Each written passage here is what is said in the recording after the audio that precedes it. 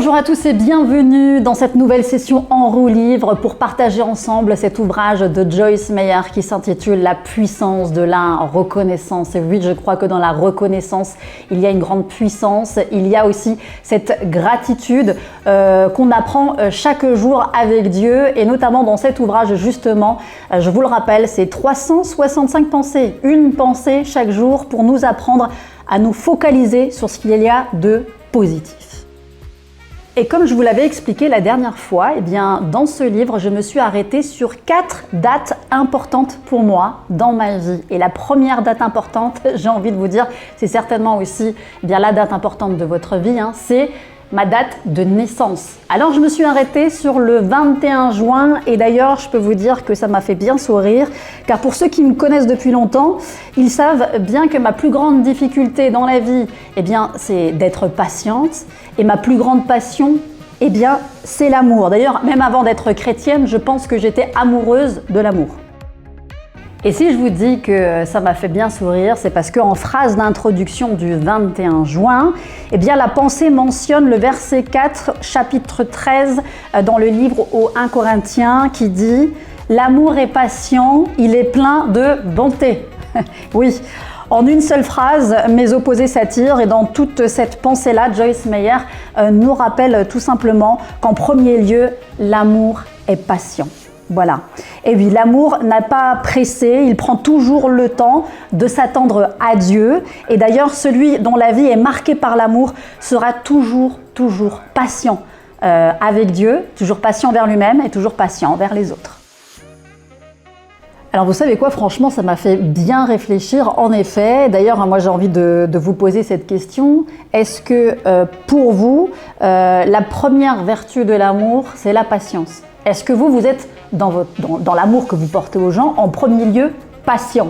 D'ailleurs, vous pouvez me répondre, n'hésitez pas, sous la vidéo ou dans l'onglet de la communauté pour que vous puissiez un petit peu échanger avec moi et nous donner également votre témoignage.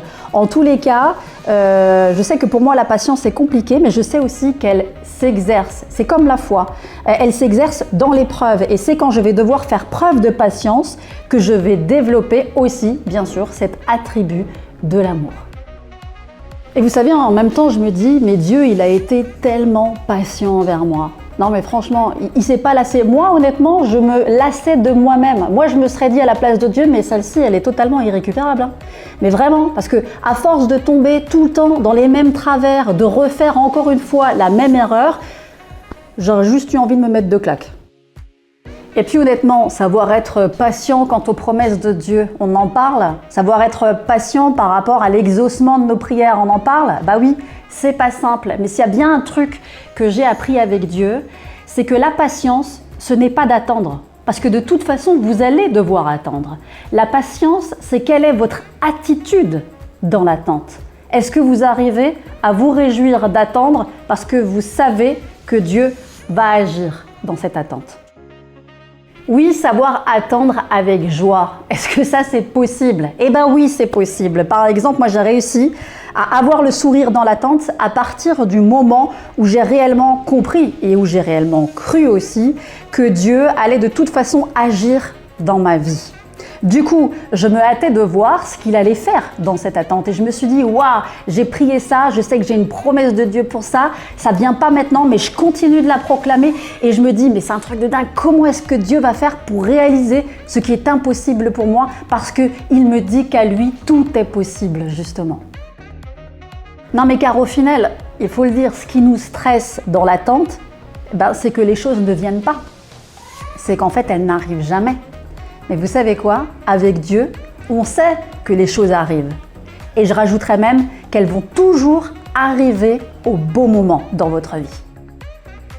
Donc, ce que moi j'aimerais que vous gardiez à l'esprit, c'est que si vous êtes dans l'attente de quelque chose de précis dans votre vie, eh bien dites-vous que vous pouvez vous attendre à Dieu aujourd'hui Et j'ai même envie de vous dire, dites-le vous chaque jour même que Dieu fait. Réjouissez-vous par avance qu'il va agir dans votre vie en le remerciant pour tout ce qu'il a déjà fait aussi. Oui, mon âme bénit l'Éternel et n'oublie aucun de ses bienfaits. Vous vous souvenez de ce psaume de David? Ça aussi, il faut se le rappeler. Et honnêtement, vous verrez combien votre joie va augmenter et combien aussi votre temps d'attente finalement ne sera plus que le temps que Dieu utilise pour travailler dans votre vie et dans les différents sujets de votre vie où vous allez pouvoir par la suite justement vous réjouir. Donc voilà, moi je vous propose aujourd'hui de rester sur cette méditation et notamment de rester dans la joie pendant l'attente. Réjouissez-vous de ce que Dieu est en train de faire. Parfois dans les lieux spirituels, on ne le voit pas de nos propres yeux, mais notre esprit sait que Dieu agit. Et on va continuer bien sûr d'en parler tout au long de nos sessions. On va se donner rendez-vous la semaine prochaine.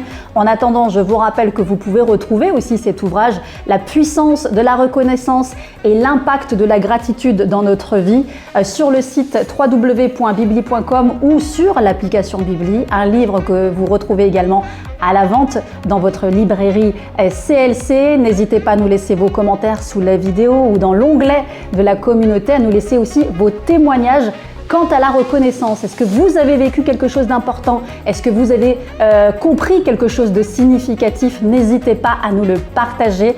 Moi, je vous souhaite encore une bonne lecture, une bonne méditation. Soyez patients dans l'attente et je vous dis à la semaine prochaine.